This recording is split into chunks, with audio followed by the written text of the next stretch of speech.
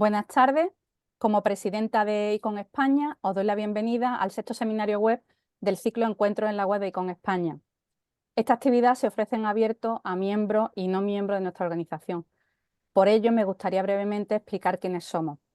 ICON España es una organización no lucrativa con personalidad jurídica propia y plena capacidad de obrar de acuerdo con el ordenamiento jurídico español. Se integra en la estructura del Consejo Internacional de Museos, ICON, en calidad de comité nacional. El ICON es una asociación de miembros y una organización no gubernamental que establece estándares profesionales y éticos para las actividades en los museos. Como foro de expertos, hace recomendaciones sobre cuestiones relacionadas con el patrimonio cultural, promueve la creación de capacidades y avanza el conocimiento. El ICON es la voz de los profesionales de museos en el escenario internacional y aumenta la conciencia pública a través de redes mundiales y programas de cooperación. Su origen se remonta a 1946, el de nuestro Comité Nacional unos años después, poco. Y actualmente somos más de 57.000 miembros pertenecientes a 129 países. En España contamos con más de 1.500 miembros de las diferentes categorías, ya sea individual, regular en activo, jubilados, estudiantes o miembros institucionales. La misión de ICON España es presentar los intereses del ICON en el territorio nacional. Nuestros objetivos prioritarios son los establecidos por ICON, por el Consejo Internacional de Museos, pero en particular tenemos los siguientes, que es reforzar el papel de las instituciones, de los museos como instituciones, al servicio de la sociedad y de su desarrollo.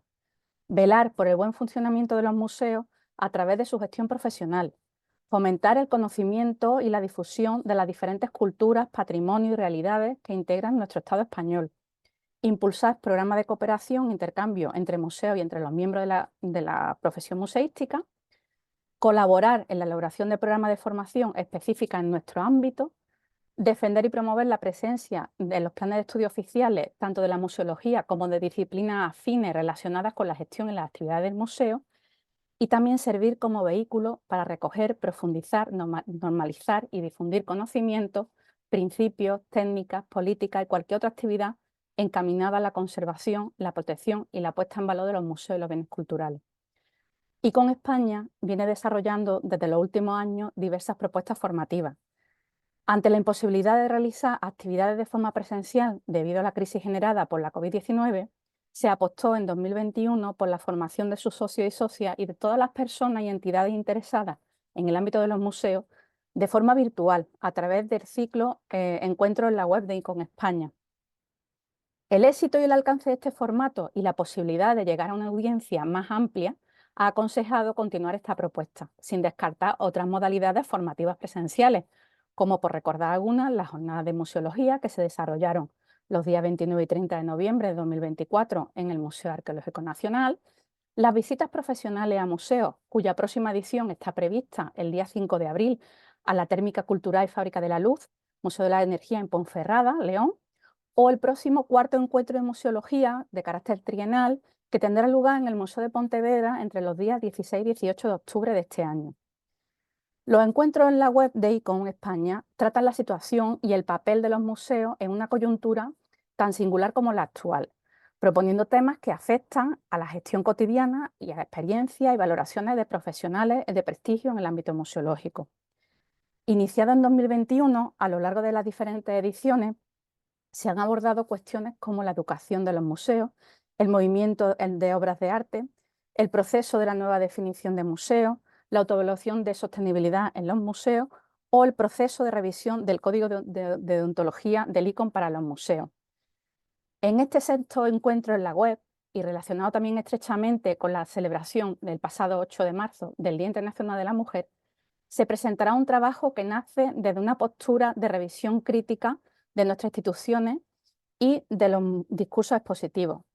Desde el Consejo Internacional de Museos, el Día Internacional de la Mujer, celebramos el activismo colectivo global y destacamos la labor de los museos que aceleran la acción, innovan, rompen estereotipos y abordan la discriminación e impulsan la inclusividad.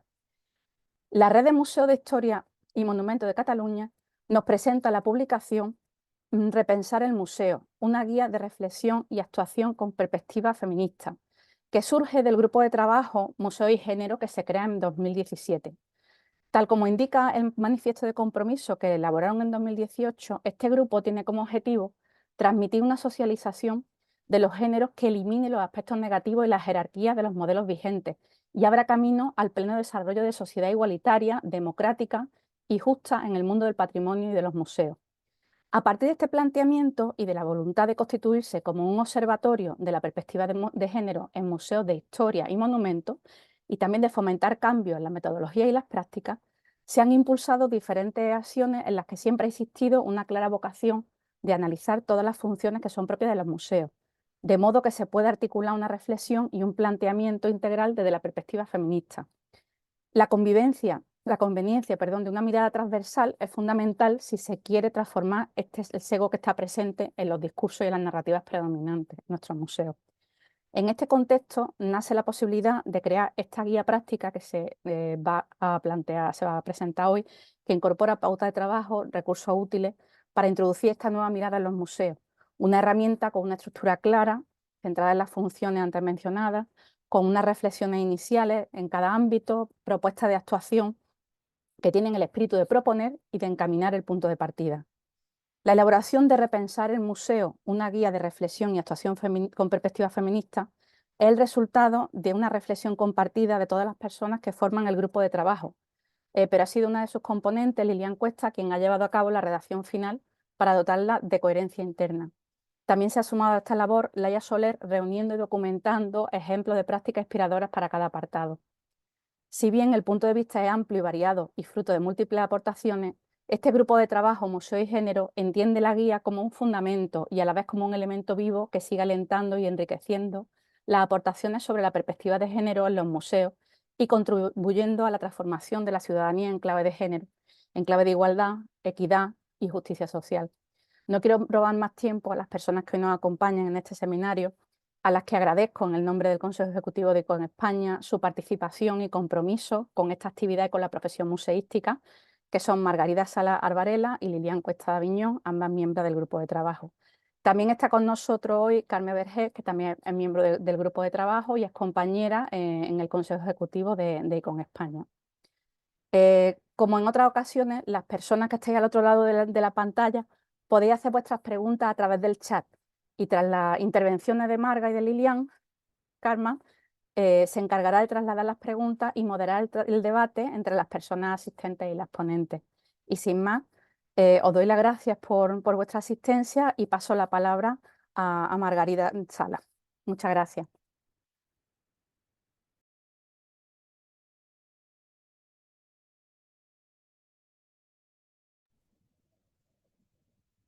Buenas tardes. Bueno, ante todo, yo agradecer en nombre del grupo a ICOM España la oportunidad de presentar la guía Repensar el Museo. Mi intervención tiene el propósito de explicar qué es este grupo de trabajo, Museos y Género, quiénes somos y cuáles son nuestros objetivos. Como introducción, primero es que en el Plan de Museos 2030 elaborado por el Servicio de Museos de la Generalitat de Cataluña, se organizan los museos, entre otros ámbitos, los museos en redes temáticas. Estos son agrupaciones de museos acreditados y centros patrimoniales que se articulan por una determinada temática o especialidad. Y hay varios, de arqueología, de historia, de etnología, de arte y de ciencia y de técnica. Voy a ver si puedo compartir.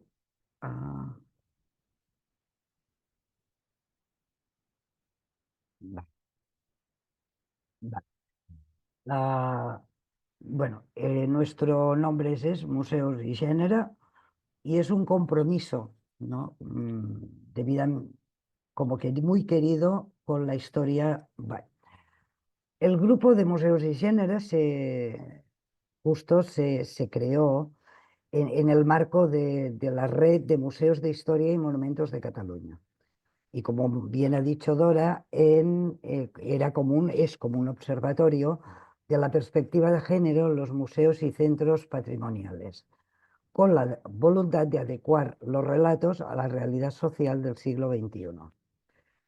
Es un trabajo colectivo basado en la cooperación a partir de las inquietudes, experiencias, necesidades, muchas dudas y reflexiones que teníamos el grupo que formábamos parte de esta comisión. O sea, la red de museos de historia tiene muchas comisiones de trabajo y la de museos y género es una de ellas. Entonces, no todos los museos que forman parte de la red forman parte de esta comisión porque, digamos, cada representante de museo escoge un poco la comisión con la que quiere formar parte. Bueno, nuestro interés era poder analizar y detectar con espíritu crítico el sesgo de género que sabíamos y éramos conscientes que estaban presentes en nuestros centros, establecer una línea estratégica de acción y también unos criterios de actuación. ¿Quiénes formamos parte?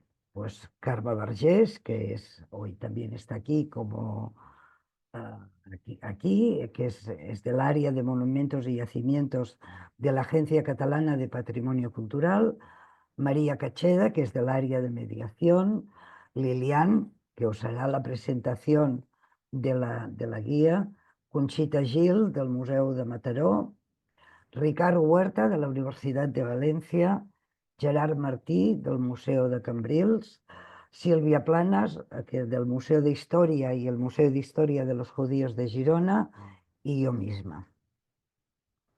Nuestros objetivos como grupo eran construir nuevas narrativas, articulando los relatos históricos existentes en nuestros centros, pero haciéndolos más inclusivos y haciendo un esfuerzo por reconocer la diversidad.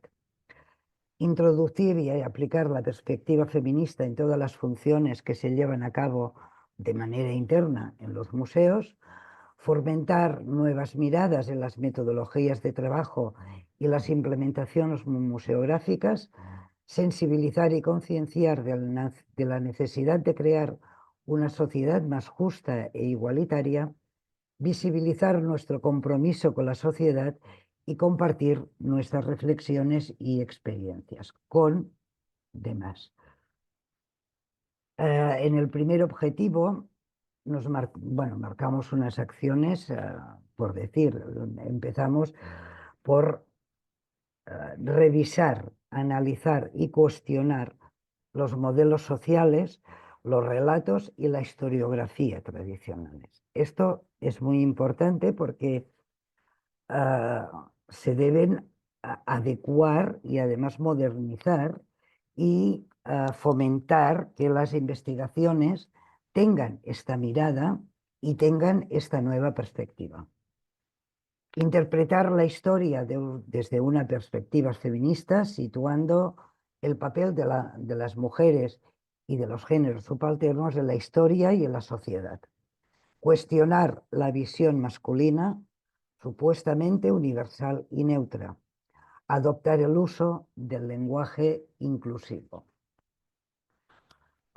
El segundo objetivo, que era introducir y aplicar la perspectiva de género en todas las funciones,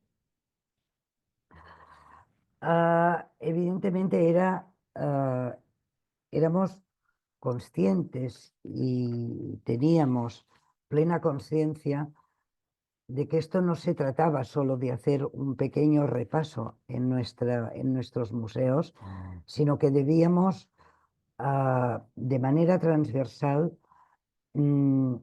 aplicar toda esta nueva mirada y toda esta perspectiva en todas las funciones que desarrollamos, sea la documentación, la exposición, la comunicación, la educación, la conservación, investigación, la adquisición o recolección de colección y, evidentemente, la organización interna también de los propios centros. A partir de esta reflexión conjunta, como he dicho, que siempre es un trabajo colectivo, nos debe permitir y nos permite establecer estrategias viables de acción y avanzar hacia una plena incorporación de la perspectiva de género en la actividad global de los museos y centros patrimoniales. Una de estas, bueno, ¿no? Estrategias viables también, yo creo que cuando Lilian os cuente, ¿no? Un poco os presente la guía que hemos estado trabajando, si un objetivo tenía esta guía, era que debía ser muy asequible a todo el mundo y además que pudiera ser ah, que pudiera servir para todo tipo de museos. El fomentar nuevas miradas y en las metodologías era también conscientes de que debemos aplicar toda esta, digamos, ah, la perspectiva de género, era en el momento en que constituimos grupos de trabajo internos en los museos, ¿no? Con grupos multidisciplinarios para cualquier tipo de proyecto, debemos tener en cuenta, debemos garantizar la paridad entre los miembros de estos grupos, en la investigación, en el comisariado, en la programación y en el diseño de las exposiciones y de las actividades. Y debemos materializar la representación del género en relatos, espacios expositivos y las actividades, entre otros. ¿Por qué? Porque somos conscientes de las ausencias que tenemos en nuestros museos y en nuestros centros.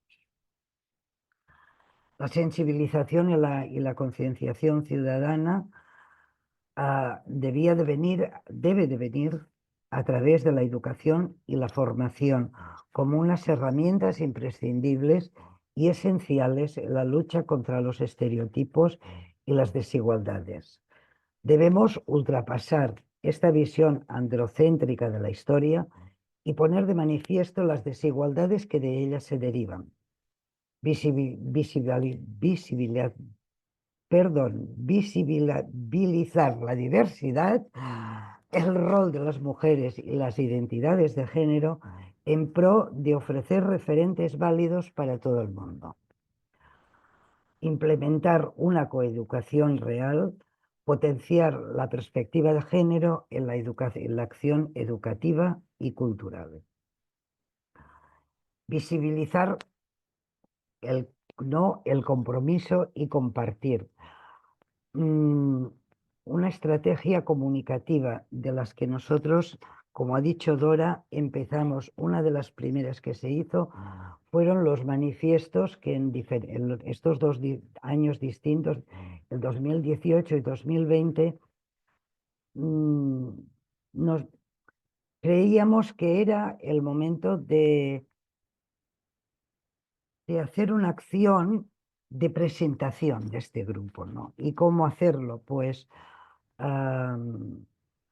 digamos, haciendo visible nuestro compromiso con con el género, y los museos. Era una cosa que nos preocupaba a todos de la misma manera. A partir de las publicaciones, en este caso, no tenemos muchas, pero tenemos ahora una de las líneas de acción que yo creo que más hemos desarrollado y no hemos dejado de hacer es el tema de la formación.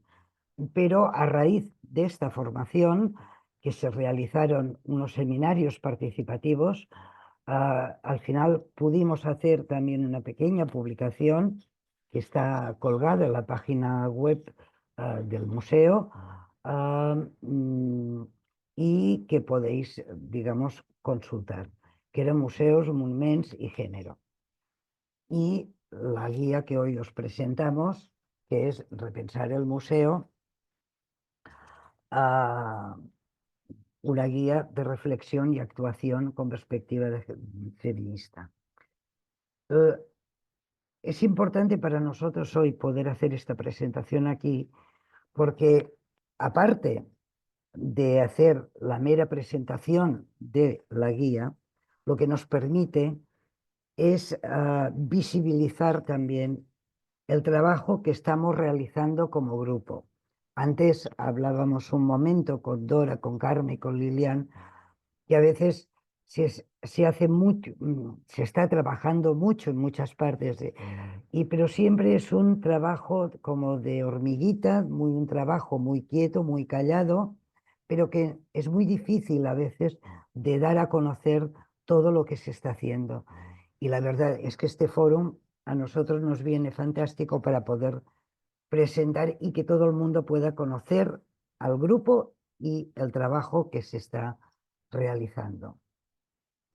Y lo que os decía de la formación, se estableció desde en el año el 2016 fue un poco como los antecedentes del grupo de trabajo.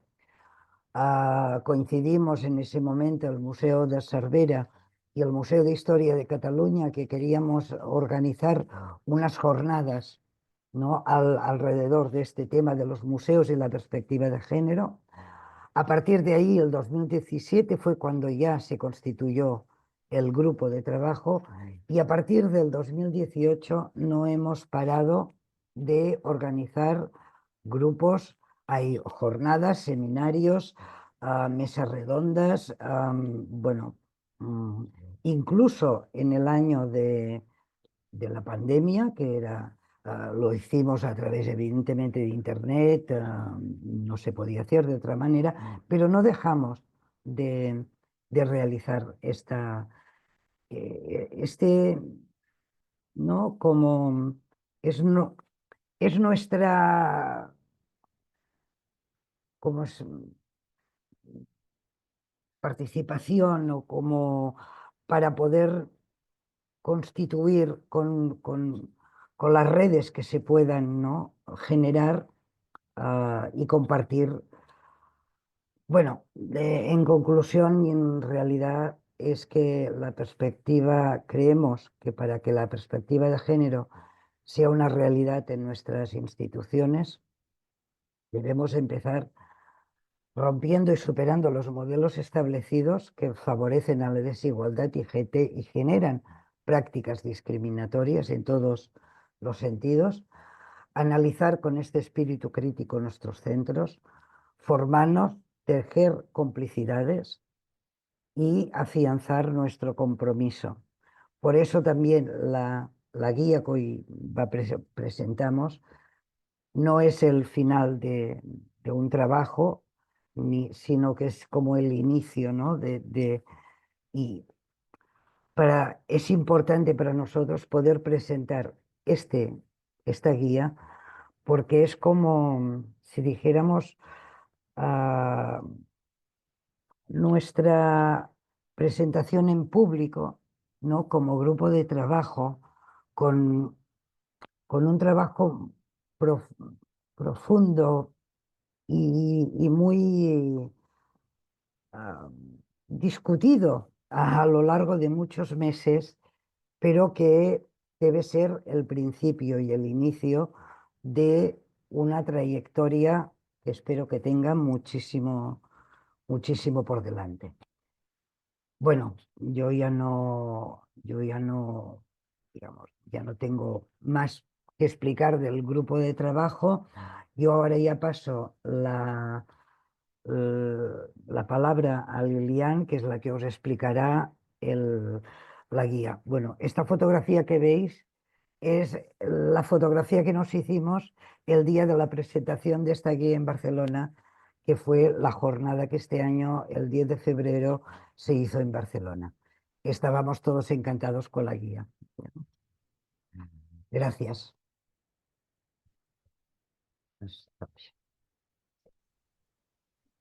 Muchas gracias, Marga, por la presentación del grupo y por darme la palabra. También quería, antes de empezar, aprovechar para agradecer a ICOM España, al Consejo Ejecutivo, la oportunidad que nos da como grupo y de presentar esta guía, como ha dicho Marga, de manera pública, hacernos conocer también como grupo de trabajo y de reflexión sobre este tema tan importante. Y muchas gracias a su presidenta Dora y a Karma también como miembro del grupo y como miembro del Consejo Ejecutivo que ha mediado para que esto sea posible. Pues yo voy a compartir la pantalla para presentar. Vale. Bueno, pues yo por mi parte voy a presentar lo que es la guía en sí. En parte, es decir, primero unas consideraciones previas sobre qué es, a quién va destinada y para qué sirve, que Marga ya ha apuntado algunas cuestiones. Luego presentaré lo que son los contenidos en general y la estructura que sigue, que es la misma en cada apartado, como veremos. Y luego sí que he elegido dos de las áreas, dos de los apartados, que sí que voy a presentar con más detalle, como son la documentación y la investigación. ¿Por qué estas áreas? Porque son quizás unas, probablemente con la conservación también, de las más invisibles de alguna manera como áreas funcionales de los museos y de las que quizás también menos se habla o prácticamente nada, luego lo comentaremos, en lo que se refiere a la perspectiva de género o feminismo. Y finalmente presentaré una de las buenas prácticas o prácticas inspiradoras, como lo vimos, que está incluida en la guía y que ilustra de alguna manera estas dos áreas de documentación, y sobre todo la de investigación, para un poquito entender también de lo que estamos hablando. Entonces, en estas consideraciones previas, quería explicar una serie de puntos. En primer lugar, que no se trata de un autodiagnóstico. Es verdad que últimamente han aparecido, bueno, se han publicado varios autodiagnósticos para que los propios museos, las instituciones, realicen un diagnóstico de su estado de la cuestión en relación con distintos temas. Uno de ellos, de hecho, la perspectiva de género, pero también, por ejemplo, la sostenibilidad, etcétera. Esto es más bien una guía de reflexión, como dice el título, y de actuación, en la cual se proponen una serie de reflexiones y unas propuestas también de actuaciones, en principio, o que pensamos viables en los museos. En segundo lugar, contempla todas las funciones del museo. Y aquí pongo este pequeño esquema que tengo. Era importante, como lo ha comentado también Marga, que estuvieran reflejadas todas las funciones, todas las áreas funcionales clásicas, por decirlo de alguna manera, de los museos, para obligarnos a pensar en todas ellas y no dejar de lado, como suele pasar, alguna de estas áreas, como comentaba, que son más invisibles porque simplemente el trabajo, no menos importantes obviamente, sino que es un trabajo más interno, menos expuesto al público, ya lo ponía en público incluso, y entonces que solemos olvidar cuando hablamos de perspectiva feminista en los museos. Estas funciones son las que aparecen en este pequeño esquema, en un orden que no es para nada un orden jerárquico ni de prioridad, sino que es un orden un poquito que seguiría un objeto cuando entra en las colecciones de los museos, las diferentes etapas por las que pasa hasta su comunicación, digamos, ¿no? De la adquisición a la comunicación. Por otra parte, también muy importante, la presencia de la comunidad, de la sociedad, del público visitante o no visitante que rodea o en el cual está inserto el museo. Hablaremos, de hecho, de esta, digamos, de la importancia precisamente del museo con la comunidad también en relación con esta perspectiva feminista. Además, decir que estas funciones están estrechamente interrelacionadas, es decir, que si no se aplica la perspectiva feminista en una de ellas, como pueden ver por esa cadena, ¿no? Parece como si fuera como una cadena de montaje, digamos, de alguna manera, en el trabajo del museo, si esta perspectiva no aparece o no se aplica en una de estos momentos, de estas áreas, va a repercutir necesariamente en las demás, como podremos ver luego con algún ejemplo. Y también decir que al trabajar de esta manera nos dimos cuenta, bueno, ya lo sospechábamos, pero nos dimos cuenta de las lagunas y las carencias que existen en estudios e investigación de algunas de estas áreas, como pueden ser precisamente la documentación, la conservación y restauración o la investigación, siendo las otras un poquito más tratadas, la adquisición o colección un poquito más, aunque no tanto, y las demás funciones más visibles, más de cara al público, son las que más se encuentran en los trabajos académicos o incluso en los medios de comunicación también. En tercer lugar, como veremos, incluye por una parte objetos y sujetos, es decir, objetos, las colecciones, y sujetos, a su vez, dividido en dos bloques, digamos, lo que es el público y más ampliamente la comunidad, la sociedad, y por otra parte, muy importante, el propio personal de los museos, las y los profesionales que trabajamos en los museos. Esto para nosotros era muy importante también, que estuviera presente esta dimensión, ¿no?, del personal de los museos en cada una de las áreas para nuevamente obligarnos a reflexionar sobre cómo estamos trabajando como profesionales de museos. Y además remarcar una serie de cuestiones relativas a estos profesionales, a la manera también de organizarse internamente, a las estructuras internas, a la existencia de discriminaciones y demás, que luego comentaremos muy brevemente. Luego, muy importante también, en cuanto a esta guía, es que tiene en cuenta aspectos tanto cuantitativos como cualitativos. En este sentido, también nos desmarcamos quizás de lo que es un autodiagnóstico más al uso, en el cual necesariamente necesitamos datos de carácter cuantitativo para poder medir distintos aspectos. No es que no nos parezcan importantes estos aspectos cuantitativos, como pueden ser, y las estrategias, ¿no?, que van asociadas a los mismos, como pueden ser, pues, la paridad, las distintas estrategias de discriminación positiva, etcétera, pero las cuotas de género también, pero queremos también resaltar la importancia de temas de carácter cualitativo que son difícilmente medibles con datos exactos, sino que están más relacionados con una cuestión de reflexión, de cambio de mentalidad, de esfuerzo intelectual para cambiar nuestras maneras de pensar, y siempre desde un enfoque interseccional, cruzando, digamos, la categoría de género como categoría que establece una serie de relaciones de poder con otras categorías como pueden ser la clase social, la edad, la etnia, la religión, el origen geográfico, etc. Entonces, que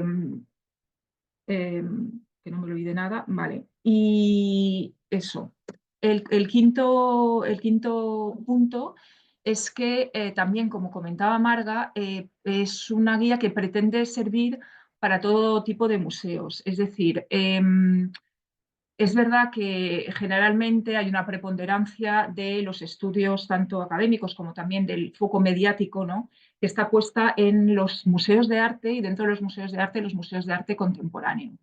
En la guía, como grupo de trabajo, queríamos, digamos, intentar contemplar la diversidad de casuísticas y de problemáticas que son relevantes para la totalidad de museos y la rica tipología que existen de museos. Parte además, como ha comentado Marga, de una red de museos de historia y de monumentos, con lo cual ya estamos hablando de un cierto tipo de museos que tienen unas inquietudes propias relativas a sus colecciones y unas problemáticas propias que no tienen por qué coincidir con las de los museos de arte. Entonces hemos intentado hacer esa reflexión de manera más holística, todo esto dicho desde la... ahora me va a venir la palabra. Vamos, que es posible que se nos hayan pasado cosas, ahora volveré sobre ese tema, pero sí que hemos tenido en cuenta este aspecto para no intentar no excluir ninguna disciplina, ninguna tipología de museos. Luego también es una guía que pretende ser realista, práctica y viable, es decir, es una guía que está pensada efectivamente para cualquier persona que esté interesada en el tema o simplemente que sin ser especialista pues le apetezca leerla. Pero es cierto que es una guía muy pensada también para las y los profesionales de los museos, como se podrá ver en bueno, pues en el planteamiento que tiene y también las actuaciones que se proponen llevar a cabo. Somos conscientes de las carencias que tienen los museos a nivel material, económico, de personal, y eso se refleja en la guía, y también conscientes de las limitaciones que tienen los museos a nivel organizativo y de estructuras, porque muchos museos son públicos, pertenecen a las administraciones, están dentro de una estructura preestablecida que no permite hacer ciertos cambios digamos, de raíz, por decirlo de alguna manera. Teniendo todo esto en cuenta, la guía sí que propone actuaciones que pensamos que sin muchos recursos se pueden llevar a cabo a corto, medio, largo plazo, de forma paulatina, para ir introduciendo cambios en lo que es la institución en sí. También puede ser pues una herramienta de trabajo que puede servir para la elaboración de planes museológicos, proyectos museográficos, planes de igualdad o incluso bueno, pues, documentos menos ambiciosos, pero también igualmente importantes. Y finalmente, y como decía también Marga al final de su presentación, es una guía que está abierta, es un trabajo en vivo, digamos, activo. Cada apartado, como diré, tiene una serie de prácticas inspiradoras que se han seleccionado y que se han descrito. Pero la idea es que se vaya nutriendo con las aportaciones de bueno, pues, de personas de la academia, de profesionales de museos, de estudiantes, de toda persona interesada por este tema que conozca también prácticas inspiradoras en el marco de lo que es la guía, para ir enriqueciendo, digamos, toda esta parte, ¿no? Entonces, la palabra que estaba buscando antes, que era desde la humildad, presentamos esta guía que probablemente tenga lagunas, que probablemente tenga cosas que matizar y que probablemente pues, no podemos conocer todas las prácticas de interés, ¿no? de nuestro país, pero por eso lo planteamos como una guía abierta, ¿no? a la colaboración, a la participación de las personas que quieran, a través de este correo que aparece en la pantalla, compartir con nosotras sus experiencias. Estaríamos encantadas, de hecho. Ahora voy a pasar a la estructura y los contenidos de la guía. La guía se estructura en 8 apartados que corresponden a estas áreas funcionales que pueden ver en la pantalla, más digamos, un apartado que es el 8º, que tiene un carácter más transversal, pero que para nosotros era muy importante que estuviera presente, y que es relativo a la gestión, la organización interna y el funcionamiento de los museos, que es un aspecto que igualmente también está muy poco tratado. Bueno, desde la perspectiva en la que la tratamos en la guía, entendemos que poco tratado, y por eso era importante que estuviera, y además es transversal a todas las funciones. Esta tabla resume, digamos, la estructura, o sea, el planteamiento, ¿no? que tiene la guía y que estructura los contenidos.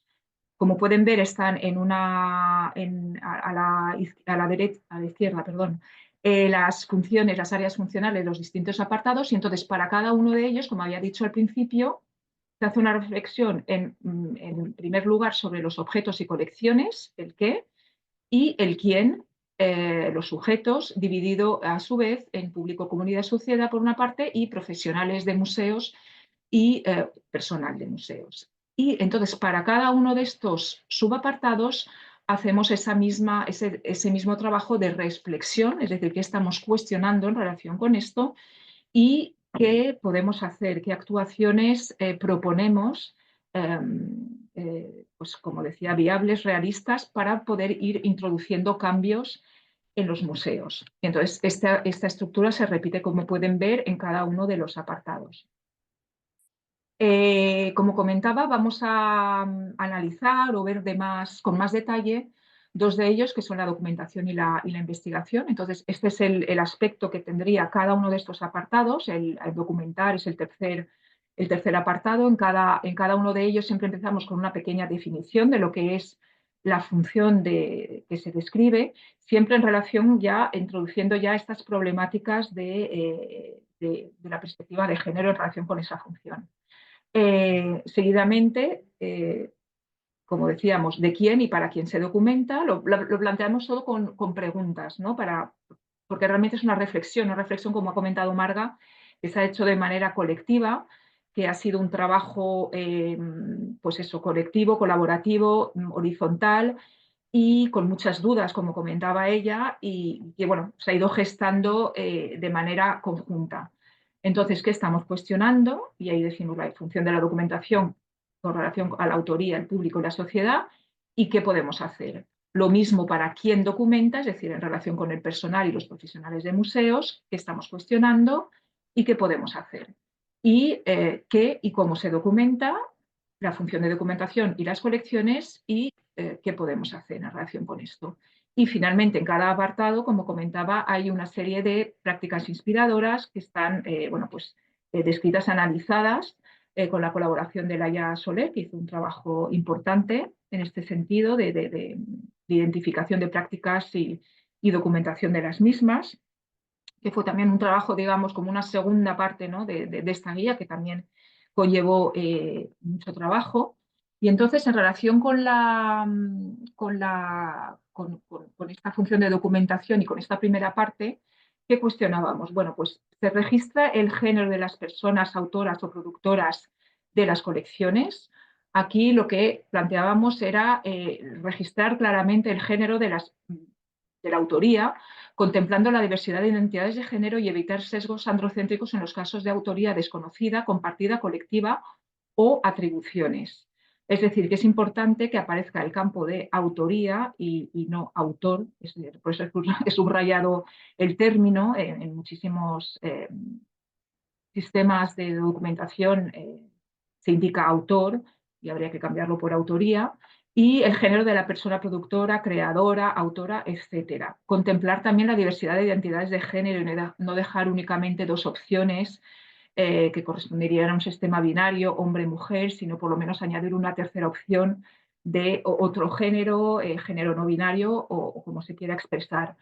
Aquí vemos que está la misma también, retomamos la misma problemática que analizamos con el tema de la adquisición de colecciones en relación con la diversidad de autorías que se tienen que reflejar en las fichas de documentación. Y hay ahora hablaré de esta diversidad de autorías, y la necesidad de recoger precisamente todos estos nombres en campos diferenciados. Ahora explicaré en detalle por qué.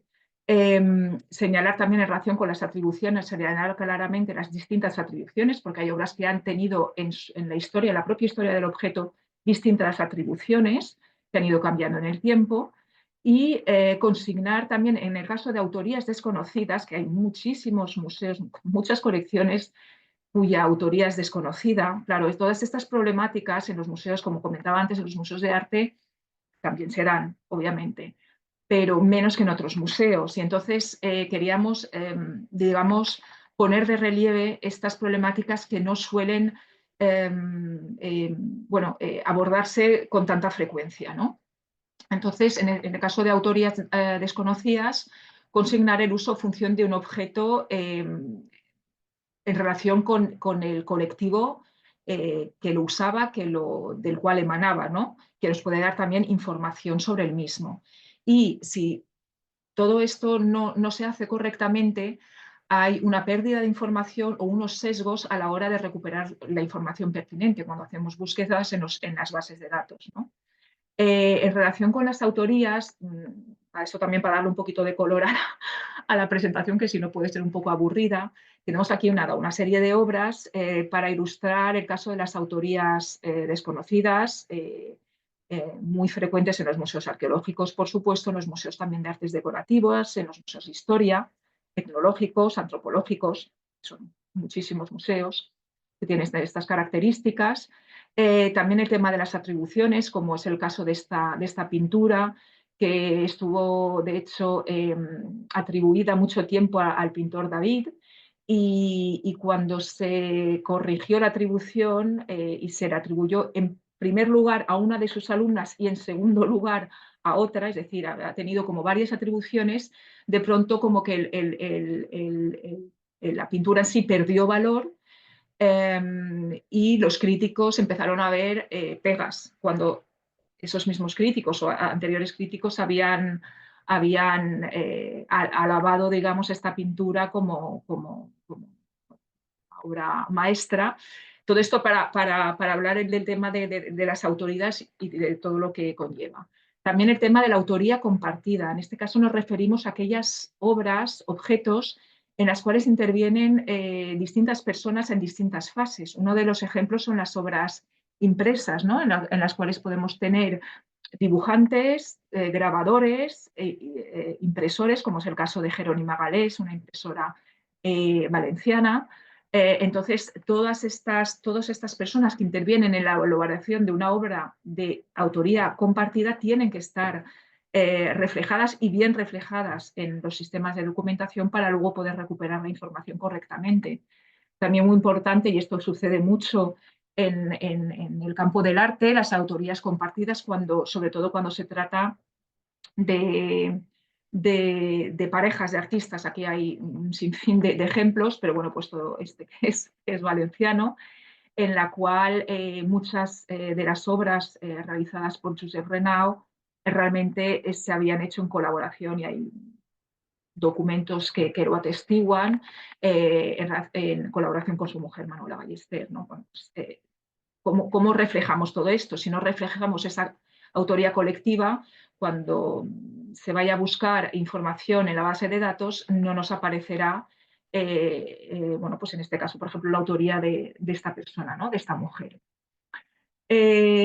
Ahora, en relación con el público, la sociedad y la comunidad.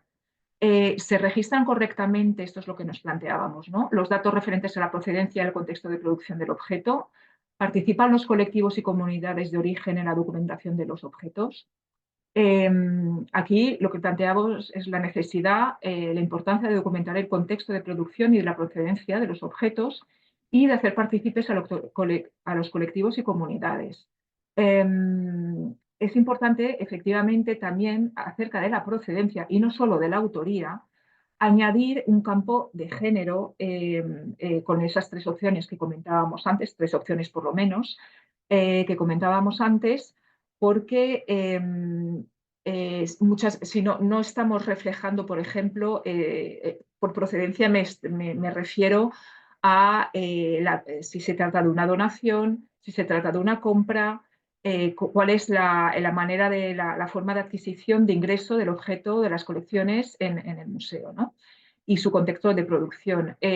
Si no reflejamos los nombres asociados a estos temas, también a la hora de querer hacer una búsqueda, pues no recuperaremos una información pertinente y además invisibilizaremos pues el papel que han tenido también las mujeres como mecenas, como donantes, como propietarias, como usuarias del patrimonio cultural.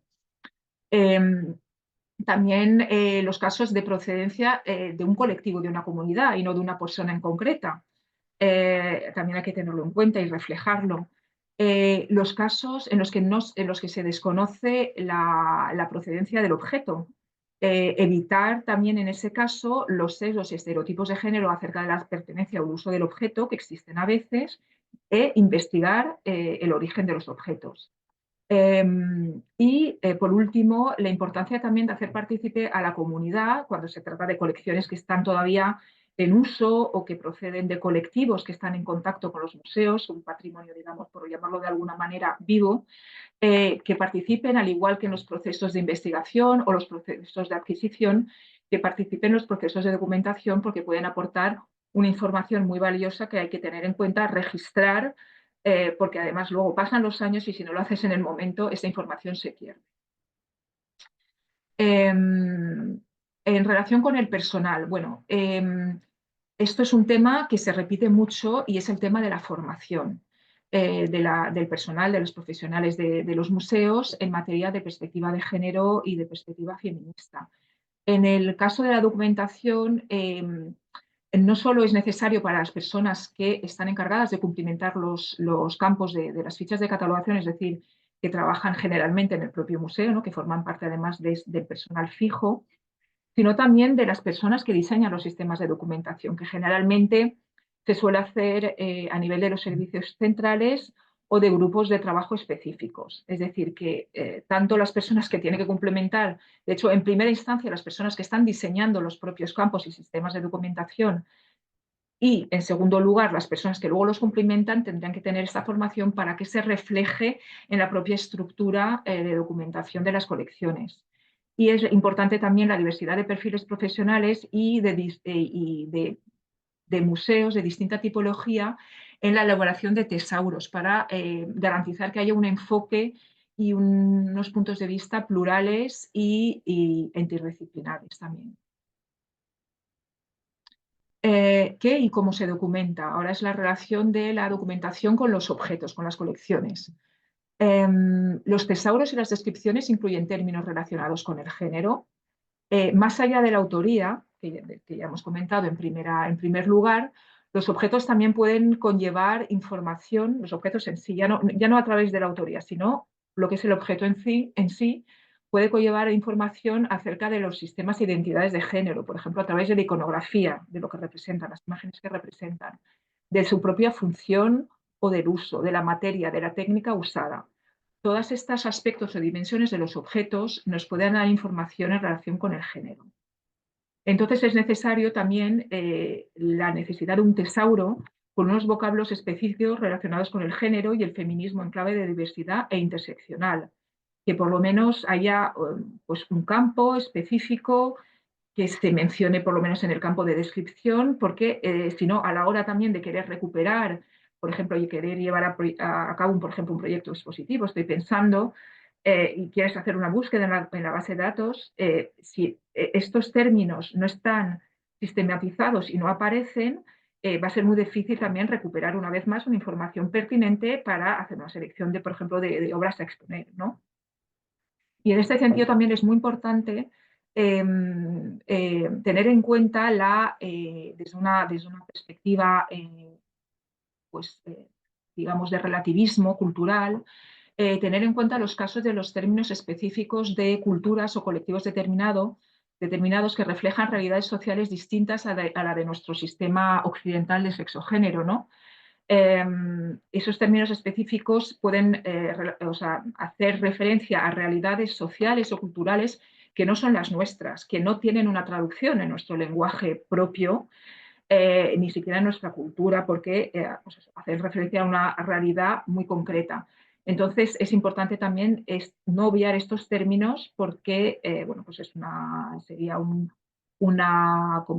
perspectiva pues eso, colonialista y eurocéntrica, ¿no? del sistema de documentación. Y además nos llevaría a errores de interpretación posteriormente. En relación con la investigación, tenemos la misma estructura, como hemos comentado, sobre quién y para quién se investiga.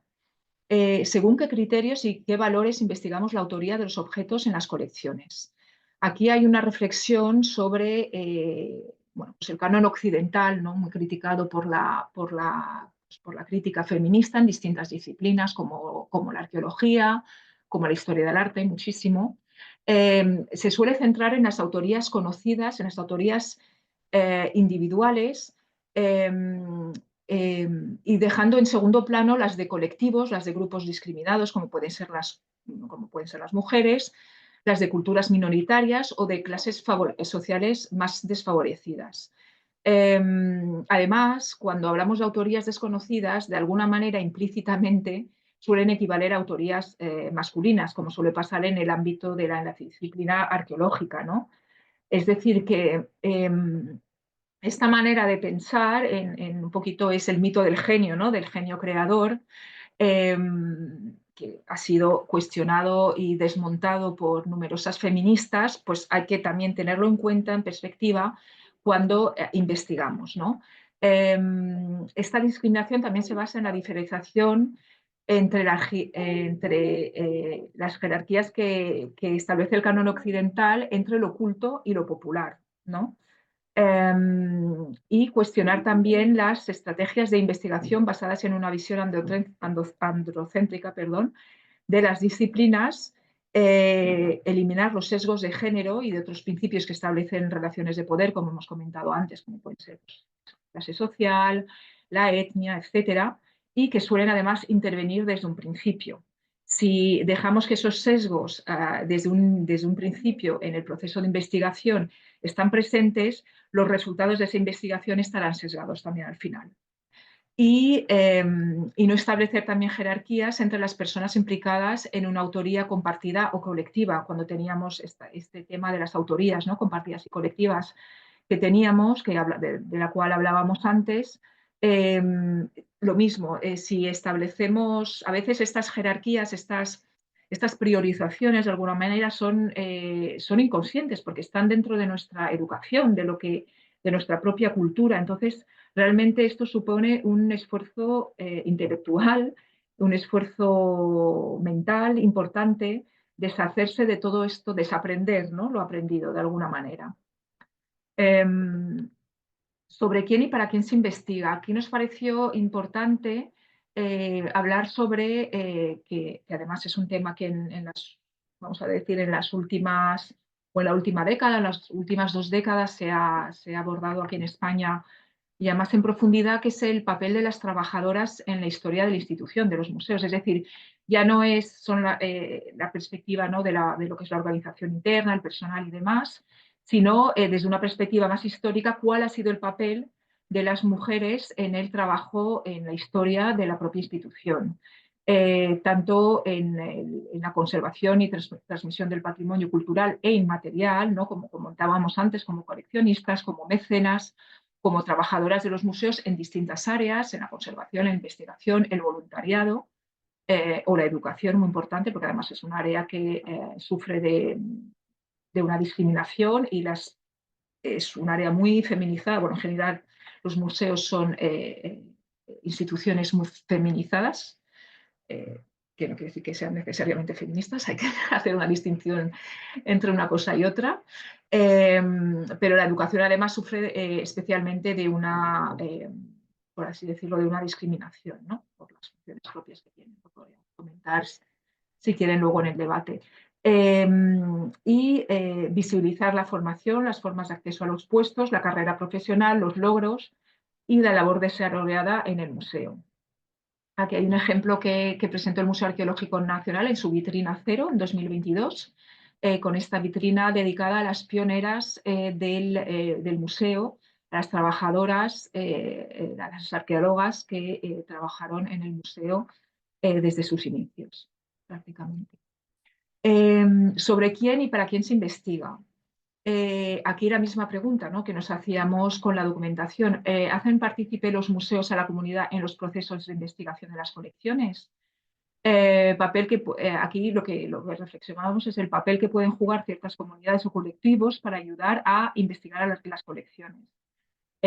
Por la posesión de fuentes documentales o de bibliografía poco conocida, por la experiencia propia de estas comunidades, el uso, la memoria oral, etc. Esto sucede especialmente con las colecciones de los museos de historia, de sociedad, los museos antropológicos y los etnológicos, ¿no?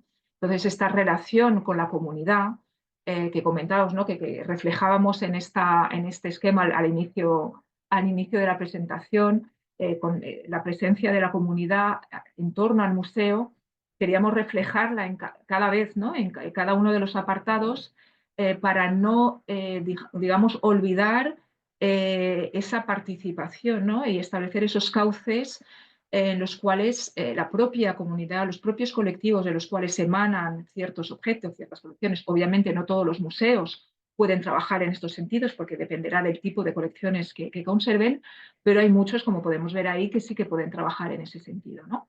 ¿Quién podría contribuir en la investigación? Pues desde la propia familia o descendientes hasta los colectivos que siguen usando los objetos como comentamos.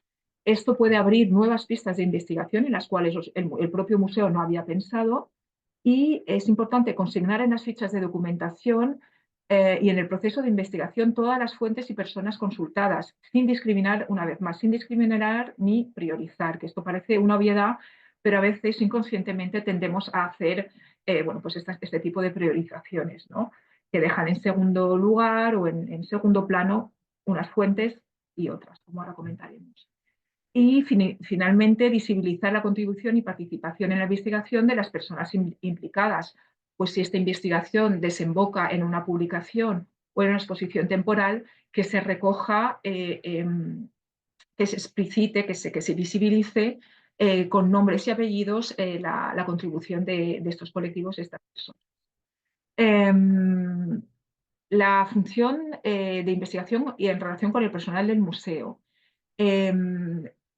Un poquito la misma problemática que hemos visto con la documentación, el tema de la formación, que es evidentemente un tema transversal y fundamental en los museos, en general, la formación en general, el reciclaje del personal, la carrera profesional, pero la formación en perspectiva feminista, que está poco a poco, está habiendo más, digamos, ofertas, ¿no? en este sentido de formación para los profesionales, pero a veces están poco aplicadas a los museos de manera específica. Están más contempladas en términos más generales, ¿no? Como comentaba antes, y esto es una distinción importante que hay que hacer, el hecho de que haya más mujeres investigando no garantiza una investigación con perspectiva feminista, porque intervienen muchos factores como es la propia formación, el perfil profesional, la educación o la cultura en la cual estamos inmersas, ¿no? Esta cultura conlleva, en nuestro caso, en nuestra cultura occidental y en muchísimas culturas, una serie de sesgos androcéntricos y eurocéntricos y una visión heteronormativa del mundo que impregna nuestra forma de pensar, como comentaba antes. Entonces es necesario hacer este esfuerzo intelectual y hace falta también una formación específica en perspectiva feminista aplicada a los museos. Es importante también que haya una diversidad, una interdisciplinariedad y una transversalidad de las personas que investigan para garantizar que hay nuevos puntos de vista y diversidad en los puntos de vista. Y también, y esto es una de las propuestas que también de alguna manera transversalmente se va, digamos, proponiendo, ¿no? Las distintas áreas o apartados de la guía, que es la organización de un comité o de un grupo de trabajo, en este caso aplicada a la investigación, pero si es a la adquisición, pues a la adquisición y así, de carácter interdisciplinar y también con la participación de agentes externos. Es decir, aquí lo que nos estamos planteando es cómo se están tomando las decisiones para determinar o establecer la toma de decisiones en los museos y garantizar una toma de decisiones colegiada, es decir, colectiva y horizontal, en la cual participen todas las áreas del museo. Si es un museo pequeño, todo el personal; si son museos más grandes, una representación igualitaria de todas las áreas y de todos los niveles, digamos, en la estructura del museo. ¿Y cómo se investiga? Estamos jerarquizando y priorizando algunos aspectos sobre todo cuando investigamos.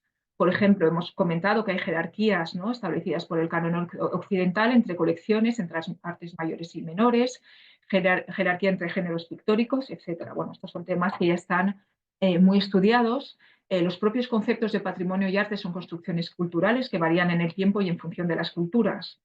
Por lo tanto, tenemos que tener en cuenta que todo esto son construcciones culturales y como construcciones culturales son producto de la cultura, de la sociedad en las cuales se ha generado, y acarrean una serie de sesgos, entre ellos sesgos de género, ¿no?, que ponen en primer lugar un tipo de colecciones y dejando en segundo lugar a otro tipo de objetos.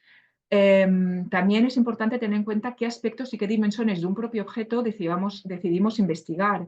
No hay que olvidar, por ejemplo, el contexto de producción, la propiedad del objeto, que forma parte de su propia historia, el uso y función, la técnica y las materias. Como decíamos, todos estos aspectos nos pueden dar información sobre el género.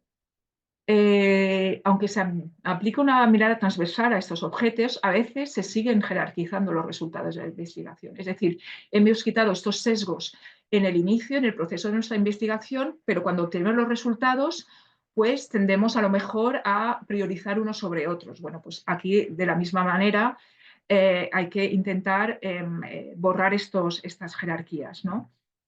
Es importante también aplicar un enfoque interseccional en el proceso de investigación, en el análisis de los resultados y cuestionar también estas nociones que rigen nuestro pensamiento, como decíamos antes, y que, bueno, pues estas nociones generales, ¿no? Como son la de progreso, evolución, individualismo y estas dos posiciones binarias como centro-periferia, hombre y mujer, cultura, naturaleza, público-privado, etcétera, ¿no? Es decir, cuestionar un poquito todos nuestros, digamos, nuestra estructura mental de alguna manera. Es un trabajo complicado, pero esta reflexión nos ayudará a precisamente evitar sesgos y abrir nuevos caminos o formas de investigar. Aquí pongo, por ejemplo, pues eso, tres imágenes que representan estos objetos considerados muchas veces secundarios, porque son objetos de artes decorativas, porque son objetos de uso cotidiano, porque no presentan a priori ningún interés a nivel estético o artístico, porque son materias pobres, entre comillas, o no lujosas, pero que son objetos que, menores, tradicionalmente llamados menores, pero que nos aportan, que nos están hablando de otras, digamos, de otras historias, ¿no? de microhistorias, de historias sociales, de historias de otras clases sociales, de otros colectivos, historias relacionadas con la historia de las mujeres, perdón, etc. Por último,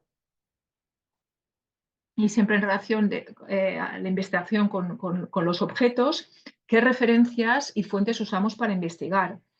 Es decir, ¿qué bibliografía hemos usado? Cuestionar los marcos teóricos desde los cuales se han producido los sesgos androcéntricos y eurocéntricos de la propia bibliografía que estamos manejando.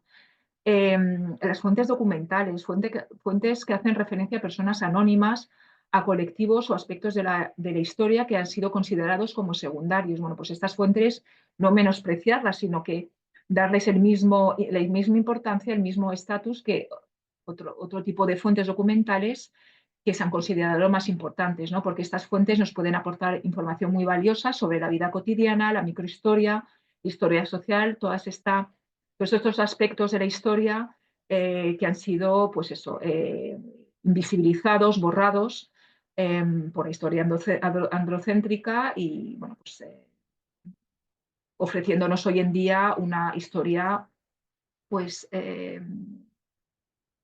parcial y con muchísimas lagunas. Cuestionar también la selección y el análisis que hacemos de los datos obtenidos. Estamos generalizando esos datos, una vez más, estamos obviando, priorizando unos datos sobre otros.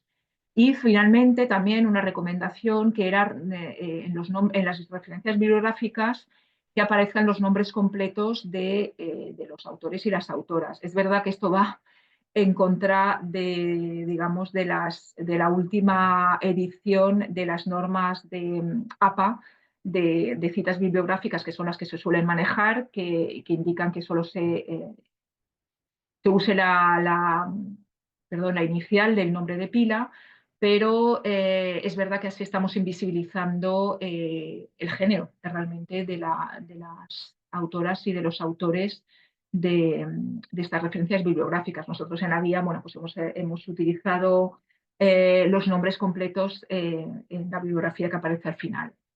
Bueno, pues y ya para finalizar, no sé cómo voy de tiempo porque me da la sensación que me estoy enrollando mucho, pero bueno, no creo que voy bien. Un poquito para acabar de aterrizar un poco todo esto, que a lo mejor parece demasiado teórico o abstracto, espero que no haber aburrido a la gente.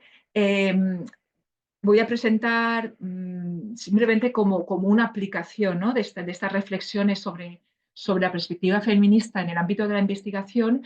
Este proyecto, presento este proyecto por dos motivos. Primero, porque está incluido en la guía, y por otro lado porque es un proyecto en el que participo, que emana del museo en el que trabajo. Entonces, para mí es más fácil presentarlo porque además no me encuentro cómoda explicando proyectos ajenos, no me parece además justo y probablemente metería la pata. Con lo cual, bueno, pues he elegido este proyecto para ilustrar un poco lo que hemos estado viendo. Es un proyecto, como he dicho, del Museo Nacional de Cerámica y Artes Suntuarias, que cuenta con el apoyo de la Subdirección General de Museos Estatales del Ministerio de Cultura y que fue producido en el marco del Plan de Trabajo del Observatorio de Igualdad de Género del Ministerio en 2021 y que está en curso a un ritmo lento, pero en curso. No voy a entrar en la historia del museo y todo esto porque no es el objetivo, ¿vale? Pero simplemente decir que el punto de partida de este proyecto era el Palacio de Dos Aguas, que es la sede del Museo Nacional de Cerámica, un palacio de origen gótico con distintas remodelaciones, especialmente en el siglo XVIII y a mediados del siglo XIX, que nos ha dejado el aspecto que hoy en día los visitantes en su mayor parte pueden ver, ¿vale? Como se puede apreciar en la fotografía. Esta fotografía antigua que además nos muestra cómo era el palacio en su estado más o menos de la segunda mitad del siglo XIX. El caso es que este edificio, desde que se creó el museo y se instaló en 1954 en este edificio, ha sido siempre tratado como un mero continente de una colección. Es decir, ha estado como en segundo plano, como un contenedor de colecciones. De hecho, anteriormente, ahora ya ha cambiado, pero todas las colecciones de cerámica estaban expuestas en las propias salas del palacio, como esta que vemos aquí, lleno de vitrinas, y entonces, bueno, pues pasaba a un segundo plano. Hoy en día ya no es así, pero es verdad que se sigue, digamos, abordando el discurso sobre el palacio desde un punto de vista histórico, bueno, más que histórico, perdón, artístico y estético, hablando pues de las decoraciones, que son muy ricas, de las pinturas, de la decoración mural, etcétera. Pero nunca se ha tratado este edificio como un espacio doméstico, como una casa, como un palacio en el cual vivían personas, vivía la familia propietaria, pero también vivían personas que estaban al servicio de la familia. Entonces, el objetivo principal de este proyecto era precisamente generar un nuevo discurso mediante un proceso de investigación, un nuevo discurso que presentara al palacio como un espacio doméstico, es decir, que enfocara al museo también como una casa museo, porque es un museo de artes decorativas, un museo especializado en cerámica, pero también es una casa museo, es decir, es una realidad bastante compleja. El periodo cronológico del proyecto se extiende de 1843, que es cuando el séptimo marqués hereda el título de marqués de Dos Aguas, y en 1907, que es la fecha de la muerte de la marquesa esposa del séptimo marqués, ¿vale? Es decir, que está centrado en esta pareja formada por el séptimo marqués y su esposa, Carmen Puigmoltó i Mayans, y de los hijos e hijas de la familia y de las personas al servicio de la familia en este periodo cronológico. Hay dos ejes de investigación: las personas habitantes del palacio y los espacios. Y es importante decir que existe una serie de problemas a la hora de abordar la investigación, que es que hay mucho patrimonio inmueble que no se ha podido conservar.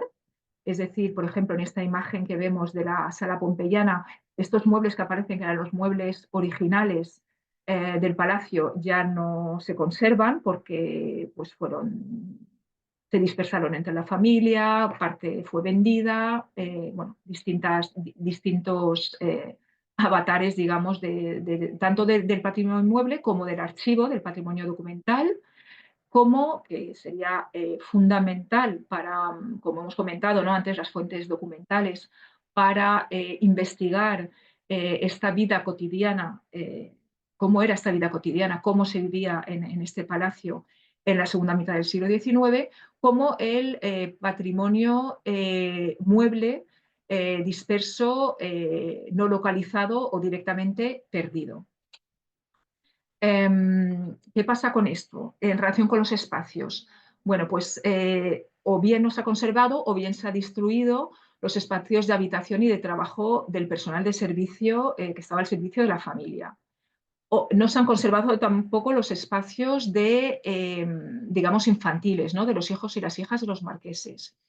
No se ha conservado la cultura material en general y especialmente los objetos de la vida cotidiana relacionados con el personal de servicio, relacionados con la infancia, con la maternidad, etcétera. Es decir, todos estos aspectos que, como hemos dicho anteriormente, siempre han estado en un segundo lugar, ¿no? A la hora de investigar y de abordar pues eso, un proyecto de investigación de carácter histórico. Con lo cual, hoy en día, la sensación que nos transmite es que es un espacio de personas adultas, unos espacios de representación social, unos espacios públicos para adultos. Es decir, que todas estas personas y todos estos temas relacionados más con la historia de las mujeres, con la historia de los niños y de las niñas, con la historia de las clases sociales más bajas, desaparecen, ¿no? Al no conservar todo este patrimonio. En relación con las personas, también pudimos ver que había una falta de datos sobre la propia marquesa de Dos Aguas, es decir, la investigación siempre se ha centrado en el marqués, sobre el cual sí que existen biografías, hay más datos, pero la marquesa totalmente desconocida o prácticamente. Y qué decir sobre el personal de servicio, ¿no? Obviamente ese era totalmente invisible. Lo que pasa, bueno, el resultado de todo esto es que, como decíamos, la vida cotidiana, la intimidad, la microhistoria acaba desdibujándose y pasa a un segundo plano o desaparece. Entonces, como comentábamos, estos eran los dos ejes, habitantes y espacios, y que se, digamos, investigan o que se analizan con esta doble perspectiva de género y clase desde un enfoque interseccional, al cual, aunque no aparezca en el título del proyecto, también hemos tenido en cuenta el tema de la edad, porque obviamente en un espacio doméstico niños y niñas había, aunque hoy en día cuando una persona visita el palacio no tiene esa sensación de que haya una presencia infantil ni un rastro, ¿no? de esta presencia. ¿Cómo abordamos esta investigación? Bueno, pues el primer paso que dimos y que nos ha dado mucha información fue bueno, pues estudiando a las personas habitantes del palacio, analizando los datos del padrón de habitantes. Tanto del propio Palacio de Dos Aguas como para un periodo de tiempo también de otro palacio al cual se trasladó la familia con una parte del personal de servicio en la calle Caballeros de Valencia, mientras estaba haciendo las obras de reforma en el palacio a mediados del siglo XIX. Es decir, que durante unos años la familia aparece empadronada en otro palacio en Valencia y luego vuelve al Palacio de Dos Aguas a vísperas, digamos, de inaugurarlo con a bombo y platillo ante toda la sociedad valenciana. Entonces, en este padrón de habitantes hay una serie de datos, como los nombres y apellidos, obviamente, la fecha de nacimiento, la población de nacimiento, la edad, el estado civil, la profesión que ejercían estas personas, el año que aparecen los datos del padrón, la dirección, o sea, la dirección del propio inmueble, que a veces va variando, por eso es importante, según la época, el piso, la planta o habitación en la cual residían. Esto nos da también muchísima información sobre la proximidad o no con la familia del personal de servicio, sobre dónde se alojaba. A veces todos estos datos son imprecisos y hay que también interpretarlos, pero son datos que nos aportan mucha información. El tiempo de residencia en Valencia, si sabían leer y escribir, dato importante a nivel de alfabetización, ¿no? Pero es un dato que aparece solamente a partir de 1873, y un apartado de observaciones donde a veces también había información muy importante. bueno, antes de pasar a esto, simplemente quería comentar que cuando empezamos mi compañera y yo, antes de ponernos a ir al padrón de habitantes, una persona próxima al museo, ¿no? Que suele, bueno, muy próxima porque suele investigar cuestiones relativas al museo, nos dijo, ay, bueno, yo esto ya lo tengo hecho, ya tengo los datos del padrón, y dijimos, ay, bueno, pues eh, si nos los pasas, pues muy bien, porque así ya empezamos con la investigación.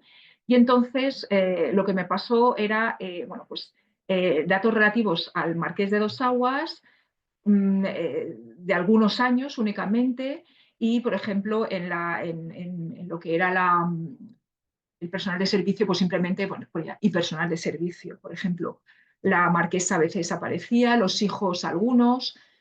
Bueno, claro, y entonces nos dimos cuenta que, claro, esto había que hacerlo de manera muy sistemática. Ahí, como comentaba antes, lo digo porque es un ejemplo, ¿no?, en el cual ya estamos introduciendo un sesgo, ¿no?, en esa investigación. Se va a consultar una fuente documental, pero ya estamos eliminando una serie de datos porque, bueno, pensamos que no nos interesa, no nos van a aportar información, y entonces nos estamos focalizando en un personaje en concreto y como mucho en su familia, ¿no? Entonces, bueno, pues eso es lo que es introducir ese sesgo que está dejando de lado colectivos, mujeres obviamente, pero también colectivos como son el colectivo del personal de servicio, donde también había sus jerarquías, sus maneras de trabajar, su manera, o sea, los contratos, todo esto, como no tenemos la documentación, pues no hemos podido seguir en esa línea, ¿no? Pero solamente los datos que hemos podido recuperar del padrón de habitantes nos dan muchísima información en relación no solo a la propia familia, es decir, no solo por ejemplo, al número de partos que tuvo la marquesa de Dos Aguas, Carmen Puigmoltó, porque siempre se han hablado de los hijos que sobrevivieron, ¿no?, que efectivamente llegaron a la edad adulta, pero en realidad, revisando todos los datos, nos dimos cuenta que en realidad tuvo más hijos que murieron, que deducimos, ¿no?, porque luego ya al año siguiente no aparecen en el registro del padrón, que morirían, como era muy habitual en esa época, a una edad muy temprana, ¿no?, porque la mortalidad infantil, por desgracia, era muy alta. Entonces, ¿de qué estamos hablando? ¿Del número de hijos o hijas que tuvo o del número de partos? ¿O es que los partos y los embarazos no cuentan, ¿no? Entonces, bueno, pues son todo este tipo de información que nos hacen ver la historia de las personas, la historia en general, de otra manera. También vemos, por ejemplo, la figura ya lo diré, de las personas encargadas de amamantar, de las amas de, pero hay otra palabra, perdón, que aparece, bueno, de las personas encargadas de amamantar a los niños y las niñas que tuvo Carmen Puigmoltó. Bueno, pues aparecen empadronadas, efectivamente, 3 mujeres, 3 nombres, que coinciden con el nacimiento de los niños cuando eran pequeñitos y de las niñas. Y además que nos dan datos, vemos que son mujeres que son solteras o viudas, muchas que son jóvenes, entre 20 y 30 años.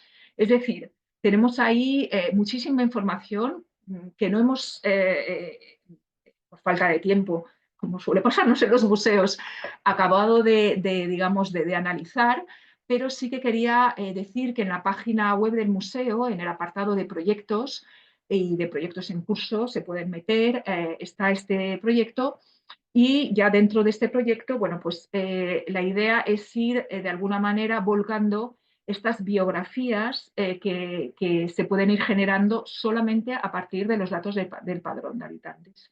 Tenemos, por ejemplo, esta biografía que redactó mi compañera Verónica eh, perdón, Balsera, me faltaba el apellido, sobre Bárbara Comestrenco, que fue una persona al servicio de la familia. Empezamos, además, quisimos empezar no por el marqués, que era más fácil, sino que quisimos empezar realmente por una persona, por una mujer, y una mujer que hasta ahora era anónima, pero que ya no lo es, y que bueno, pues estuvo muchísimo tiempo al servicio. Nos llamó la atención porque aparecía en el padrón y seguía apareciendo. Estuvo al servicio muchísimo tiempo, al servicio de la familia, muy próxima, casada con una persona que también estaba al servicio de los marqueses, y que vemos que les acompañan, por ejemplo, en sus viajes. En un momento que están en Roma, ellos también están con los marqueses en Roma. Es decir, que bueno, podemos trazar a través de esos datos su vida y redactar unas biografías, ¿no? Y la idea, bueno, pues es continuar en ese sentido, poco a poco.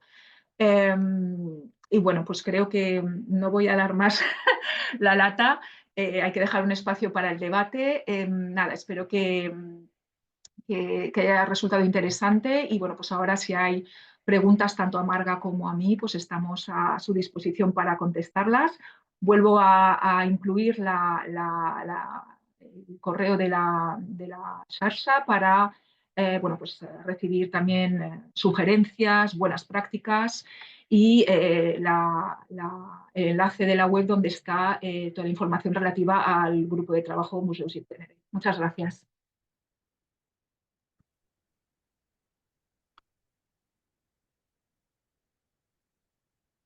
Muchas gracias, Lilian y Marga también por vuestras intervenciones.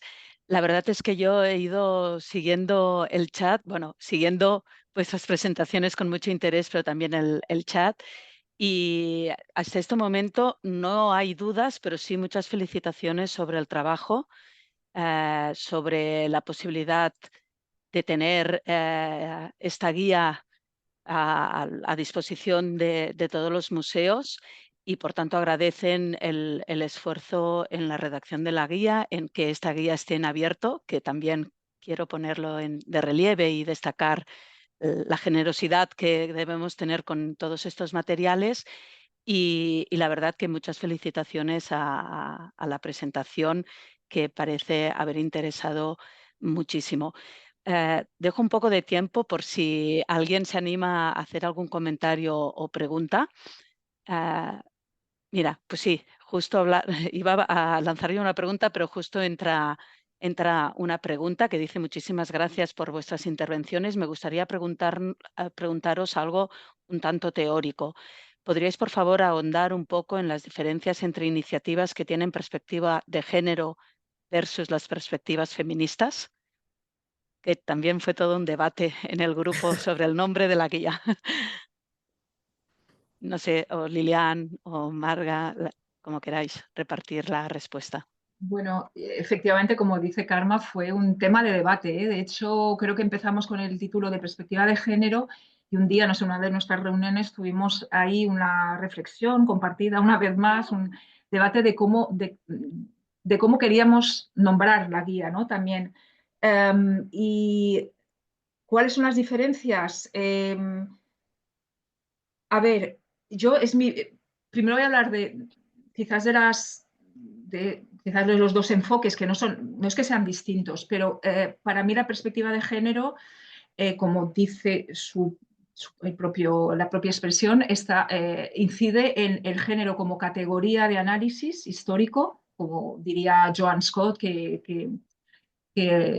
publicó un artículo muy, muy interesante sobre precisamente cómo el género se puede usar como categoría de análisis histórico, además en la disciplina concretamente de la historia, pero obviamente en las demás disciplinas,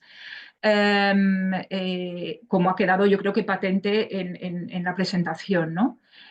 Lo que pasa es que obviamente la perspectiva de género es una perspectiva feminista, pero yo creo, y bueno, si no me corregís, si Marga aportas obviamente lo que quieras, porque además fue una cosa compartida. No queríamos tampoco, o sea, el feminismo además, digamos que es más amplio en el sentido que engloba también, o sea, implica un enfoque interseccional y engloba todas esas también categorías, aparte del género, que intervienen en la producción de jerarquías y de relaciones de poder, ¿no? Como las he mencionado varias veces.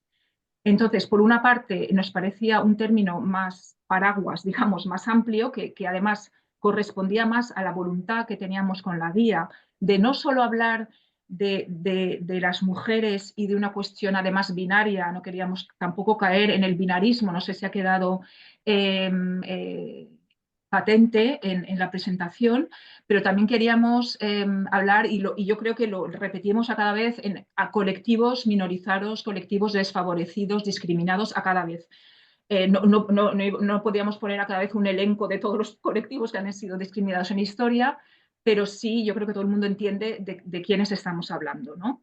Entonces, por ese motivo y por otro motivo, y yo creo que no me equivoco, bueno, luego Marga interviene, por favor, porque tenemos como el miedo, ¿no?, de utilizar la palabra feminismo a veces y feminista. Y queríamos de alguna manera, era como una especie de manifiesto más, decir, no, es que esto es una guía con perspectiva feminista y no nos avergonzamos de utilizar la palabra y no pasa nada porque el feminismo no es malo.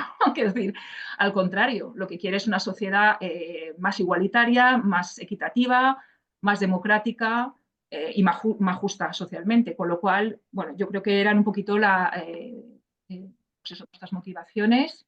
Y bueno, no sé si ha quedado claro y Marga, por favor, añade lo que sea necesario. No, no, que va, o sea, creo que es lo justo porque lo que pensábamos nosotros es que era el término feminista, nos englobaba más. O sea, el feminismo es como una visión, ¿no?, de todo, que engloba no solo el tema del género, sino que incluye temas de clase, temas de discriminación. Y entonces nos pareció más justo en este sentido utilizar el término de feminista. Gracias. Están agradeciendo la introducción de esta perspectiva interseccional, o sea que yo creo que sí que se ha entendido el porqué de la elección del término. Siguen llegando los mensajes felicitando las aportaciones, uno muy especialmente para Lilian con el proyecto del Palacio Dos Aguas, o sea que, bueno, después en el chat ya las felicitaciones ya las podréis leer. Sí que nos llega una pregunta también interesante que dice, bueno, enhorabuena por el trabajo y da el apunte de me ha parecido que en investigación no se ha incluido la investigación de los públicos. Creo importante incluirlo porque en este aspecto también se podría reflexionar cómo no se tiene en cuenta la perspectiva de género en la evaluación y los estudios de público. Sí es cierto que por eso comentaba que era una guía abierta, porque queremos, vamos, la idea es ir mejorándola, de hecho, y por eso es importante decir que esto lo presentamos también desde nuestra experiencia y desde la humildad, sabiendo que seguramente habrá aspectos, temas que no hayamos abordado. Sí es cierto que como tal la investigación del público no aparece reflejada, yo creo, porque sí que hablamos, bueno, en el apartado de educación y mediación sí que se habla del público, porque se habla de coeducación, de hecho, pero sobre investigación de público, o sea, estudios de público y demás, no. Pero bueno, pues mira, lo apuntamos porque siempre se puede hacer más adelante una segunda edición de la guía mejorada y enriquecida. Así que... Bueno, esto seguramente formaría parte de esta organización interna, de cómo no el museo se organiza también, porque forma parte de un trabajo muy interno de los museos. Entonces es un apartado que seguramente se debe tener, porque evidentemente tienen toda la razón. Los estudios de público les falta la visión. Un poco al hilo de la respuesta de Lilian en relación a que seguramente es un tema que debe ampliarse, pero que sí que aparece en el apartado de mediación. Hay una intervención que, más allá de dar las gracias por la presentación, sí que advierte que quizá los temas, intento resumir la intervención, los temas que se ha trabajado mucho en los diferentes ámbitos, pero dice que el tema de la mediación y la educación ha quedado quizá en el tintero una vez más. Y sí que me gustaría dar la palabra, sobre todo a Lilian, porque, bueno, Lilian ha hecho un esfuerzo para resumir en 2 funciones, pero todas las funciones están representadas en la guía. Ella advierte de la importancia doble que tiene, por un lado, respecto a la perspectiva de género y la coeducación, que es un apartado con el que hemos tenido especial atención en la guía, pero si quieres apuntar en esta dirección, ¿no? Sí, por supuesto. Sí, lo había visto también antes en el chat, bueno, ahora cuando... no, por supuesto está, bueno, como lo he dicho, hay un apartado dedicado. Yo trabajo en el área de difusión, así que puedo asegurar a la persona que hace el comentario que me parece muy interesante, además, porque habla también de la situación de las educadoras. Eh, es que no sé si lo he comentado. Bueno, a ver, por una parte está efectivamente que está el apartado de coeducación, que además se basa mucho y bueno, realmente fue elaborado por una de las compañeras del grupo que ha presentado Marga, que es María Cacheda, que es especialista en coeducación en museos, y luego acaba de darle yo la forma, ¿no?, con la estructura que teníamos para cada apartado. Es decir, que está presente. Y luego en el último apartado de organización interna, también abordamos, es que claro, hay tantos temas, pero también mencionamos el tema de la precarización precisamente del ámbito yo lo sé porque trabajo en esa área, entonces sé de lo que está hablando esta persona y lo abordamos, porque efectivamente, y yo creo que en la presentación lo he dicho en algún momento, hay también una discriminación de esta área en sí, como área, por las funciones, probablemente las propias funciones que hace en relación con otras funciones del museo relacionadas con las colecciones. Como sabemos, hay jerarquías también internamente dentro del museo, entre áreas, entre personas, aunque sean del mismo nivel administrativo, pero son jerarquías invisibles y más, ¿cómo decir? Sutiles. Sí, sutiles, estaba buscando la palabra, pero importantes igualmente. Y mencionamos, de hecho, en algún momento, es que la guía parece que no, pero al final es gorda, pero sí que mencionamos el tema de la importancia, cuando hablamos de la estructura y de la organización interna, del hecho de que todo el personal participe, de establecer cauces de comunicación interna, de que el personal participe pues eso, en la toma de decisiones del museo. Reflexionamos también sobre la estructura interna y mencionamos también la importancia de que el propio personal de las empresas externas, que para la educación lamentablemente se suele externalizar este servicio, yo creo que de manera, bueno, hay cifras de todas formas, de manera, vamos, mayoritaria suele ser un servicio que es un servicio fundamental del museo, pero está externalizado en la mayoría de los casos, y abordamos también el tema de la precarización y la situación de las educadoras, que además es una profesión muy feminizada, como comentaba antes, y sí que está, o sea, está. Y hoy, como decía, la verdad es que hemos elegido dos temas, dos áreas que están menos representadas en los estudios, vamos, en lo que es la investigación académica y demás, porque es verdad que la educación es muy importante y todos estos temas, pero por fortuna, están más tratados que la documentación o que la investigación a nivel de perspectiva feminista y de género. Es decir, hay tesis, hay artículos, hay asociaciones que están luchando por los derechos de las educadoras. Hay ahora mismo también una federación de asociaciones, Almazuela, que de hecho ahora el día 21 y 22 de marzo organicen su primer encuentro, en la cual entiendo que van a abordar también estos temas.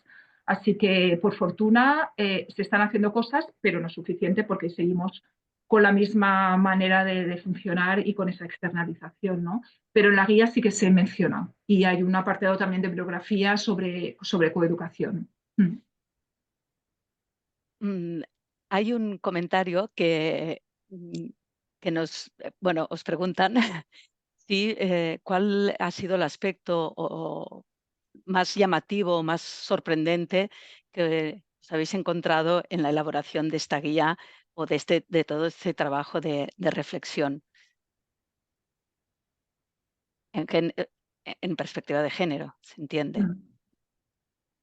Sobre la elaboración de la guía. Sí, sobre lo más que ha sido lo más llamativo o lo que más ha sorprendido.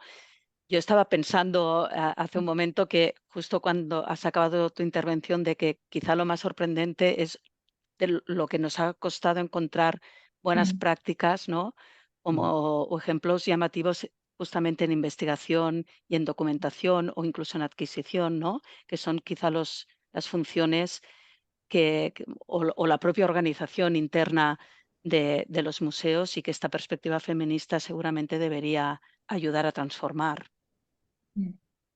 Sí, también la conservación y restauración, que bueno, ya Sí. lo hemos abordado, pero es un tema que nos gustaría que pudiera, que personas, bueno, conservadoras, restauradoras, que también es una profesión muy feminizada y dura, pudieran también aportarnos su punto de vista. Aquí la verdad es que no pudimos.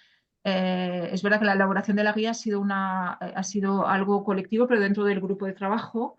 Quizás un siguiente paso sería hacer una serie de encuestas o de algún tipo de encuesta, ¿no?, sobre las profesionales de los museos y sobre una serie para de alguna manera también tener un feedback, como se suele decir, de las propias profesionales. Pero sí, eso, bueno, digamos que no es que nos sorprendiera porque nos esperábamos que fuera así, pero comprobamos que efectivamente era más difícil encontrar prácticas inspiradoras en esas áreas que en otras como la exposición. La exposición yo creo que es el área funcional más tratada desde una perspectiva histórica, es decir, desde un principio cuando se empezó a tratar los museos y feminismos, pues diría yo en los años 70, fue exponer. ¿Qué estamos exponiendo? ¿A quién no estamos exponiendo? ¿Dónde están las mujeres artistas? ¿No? Eran un poco las cuestiones que... Pero las otras están todavía, hay mucho trabajo por hacer. Sonia, nos pregunta o quería saber si han participado hombres, concretamente conservadores y directores de museos, en la elaboración de esta guía. Bueno, en el grupo de De trabajo. hombres, en el grupo tenemos dos. Uno es Ricard, de la Universidad de Valencia, y el otro es el Gerard, que es director del Museo de Cambrils. Pero vamos, el grupo está formado, hay técnicos de museos, hay directores o directoras de museos, especialistas cada uno o en su ámbito, pero la red, digamos, está formada por museos distintos que engloban el territorio de lo que es Cataluña. Hay distintas zonas y entonces, bueno, a estas comisiones de trabajo, estos grupos de trabajo, en los distintos, no siempre, evidentemente, están todos los directores. No darían el abasto a estar aquí trabajando en todos, sino que en cada uno de los temas, a lo mejor hay especialistas dentro de los museos que están interesados en ese tema y son los que están directamente implicados y en el caso del grupo de museos y género es lo mismo, es lo mismo. Y de hecho, ¿no?, cuando se empezó este grupo, que empezamos el grupo de los representantes de distintos museos de la red, y luego desde ahí también fue cuando fuimos a buscar pues a Lilian, en este caso, y a Ricard, que eran personas externas a la red, pero que también como especialistas formaran parte de esta comisión y de este grupo de trabajo. Eloísa Pérez se ofrece a ayudar en el tema de la perspectiva de género en el estudio de públicos. Por tanto, aprovecho para volver a insistir en que se ha abierto una dirección de correo de la red de museos. Os lo he puesto en el chat. Y también ha hecho referencia a Lilian, de xarxahistoria.cultura@gencat.cat, que es una dirección abierta a la participación y, por tanto, Eloísa, te cogemos la palabra y podemos ampliar y mejorar esta guía. Creo, a ver. Vale, hay un mensaje nuevo. Sí, yo creo que ya para ir terminando, porque estamos casi llegando al límite del tiempo de la sesión. Insisten en la participación de hombres. Me parece muy interesante la pregunta sobre la participación de hombres. En mi caso he hecho diferentes estancias en museos con proyectos centrados en esta cuestión y la abrumadora mayoría, el 99,99%, son mujeres. Creo que es sintomático de los intereses e investigadoras. Ay, perdón, que se me ha ido la pregunta. creo que es sintomático de los intereses investigadoras que mueven estas iniciativas en los museos. En alguna ocasión nos había, sobre todo en las primeras formaciones, sí que nos había pasado de tener público femenino al 100%, pero creo que quizá está cambiando un poco la tendencia. No sé qué opináis vosotras, Lilian o Marga. Bueno, sí, pero además también hemos de tener en cuenta, que antes lo ha comentado Lilian, que las trabajadoras de los museos, esto es una profesión muy feminizada. O sea, dentro de los centros hay muchas más mujeres que no hombres. Entonces yo creo que eso también, bueno, es un poco el síntoma, ¿no? de que haya muchas más mujeres interesadas en este tema. Y además en el campo de la investigación también es así. O sea, las mujeres, ¿no? En este caso, que han revolucionado el, el sentido de la investigación, como por ejemplo Marga Sánchez, pues bueno, pues es que es sintomático, quizás sea por haber sido, ¿no?, invisibilizadas durante mucho tiempo. Es la reacción también. Y falta ese punto, ¿no?, que es lo que comentaba también Lilian, que todo esto lo que tiene, o sea, no es tanto como hacer, pues ahora me voy a poner, ¿no?, a hacer un ejercicio de cómo ver mi museo, no, es un cambio de mentalidad, interiorizar. Y si eso no está interiorizado, se acaba convirtiendo muchas veces en un trámite. Si interiorizamos toda esta necesidad, yo creo que es el trabajo, la implicación es muy distinto entonces. Hay otra intervención que, bueno, aparte de alabar un poco el trabajo y advertir o destacar que llega en un momento oportuno, teniendo en cuenta el proceso en el que nos encontramos con la elaboración de la Ley Estatal de Derechos Culturales y también en el caso de Cataluña con la Ley Catalana de Derechos Culturales y las implicaciones que tendrán en la gestión de equipamientos culturales en general y de museos en particular. Con las noticias que han trascendido, dice la participante, ¿consideráis que esta nueva normativa puede ser un catalizador para la implementación de este tipo de iniciativas? Bueno, yo de es un plan, más que una ley. Ahora mismo está en fase de plan, ¿no? Sí, Plan del sí. Ministerio de Cultura de Derechos Culturales. Se está elaborando, con lo cual es verdad que hay una serie de ejes, creo que son 13 ejes temáticos. Hay uno de ellos que es perspectiva de género y sé que están trabajando, yo no sé, no formo parte, están trabajando grupos de trabajo en cada uno de los ejes. Y yo espero que todo esto, lo que pasa es que también espero que en esos grupos de trabajo haya personal de museos. No lo sé, porque todas estas problemáticas que estamos comentando es que a muchas personas que no trabajan en museos, es que el ámbito de la cultura es muy grande, es decir, la cultura y muchas veces cuando hablamos de cultura, lo primero a lo mejor en lo que se piensa no es necesariamente los museos, aunque sean unas instituciones. Y yo sí que espero que todo que esté reflejado, pero no sabría responder porque no sé cómo está yendo el proceso. Ahora mismo están en proceso. No sé si querían presentarlo en mayo, creo, acabarlo en mayo. Pero vamos, tampoco tengo más información. Yo espero que en esos grupos sí que haya personal de museo, o sea, estas personas que vamos todos los días al museo a apagar fuegos. Sí, yo creo que aquí todo el mundo que trabaja en museos lo entiende.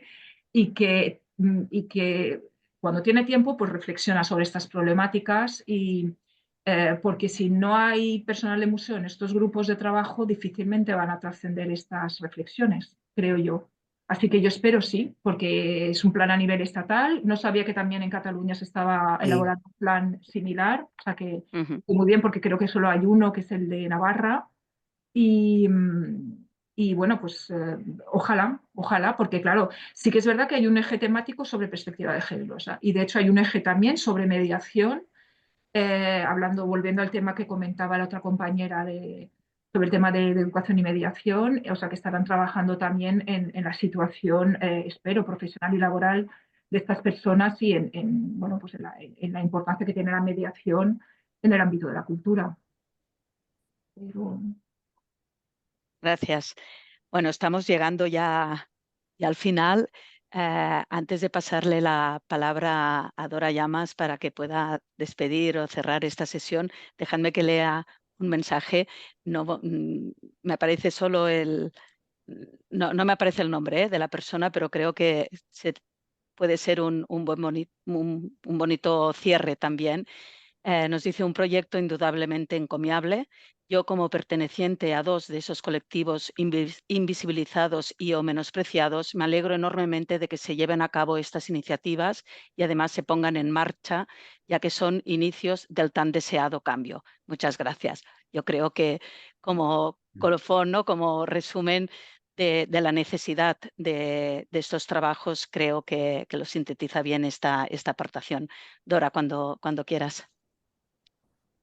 Muchas gracias, Karma, y muchas gracias a Lilian y a Marga por sus presentaciones, que nos han dejado a todos con un sabor de boca magnífico y con la idea esa del cambio de mentalidad que estaba planteando Marga, que era lo que yo iba pensando conforme estaba escuchando a Lilian, que no es solamente eso, que esta guía lo que nos invita a reflexionar y hacer un cambio de mentalidad y un cambio de los procesos de trabajo integrales de todo el museo. Y yo creo que esto es lo que diferencia a esta guía de repensar el museo sobre otras propuestas que hay para tratar las colecciones o la difusión del museo, la exposición, desde un punto de vista feminista. Entonces yo os felicito nuevamente, agradezco también en nombre de ICON España a todos los participantes en la sesión que habéis estado viendo este seminario desde casa. Os recuerdo que esta sesión se ha grabado y que se colgará las próximas semanas en el canal de YouTube. Y invito a que sigáis a ICON España en nuestras redes sociales o a través de nuestra página web, donde podéis estar informados de todas nuestras actividades, algunas en abierto y otras exclusivas para socios. Y recuerdo que la siguiente que tenemos para socios será el día 5 de abril en Ponferrada, una visita profesional, y os invitamos. Muchísimas gracias y enhorabuena por el trabajo de la red, que es magnífico, y nos vemos en la siguiente encuentro en la web que programaremos próximamente para el segundo semestre del año. Muchísimas gracias. Gracias.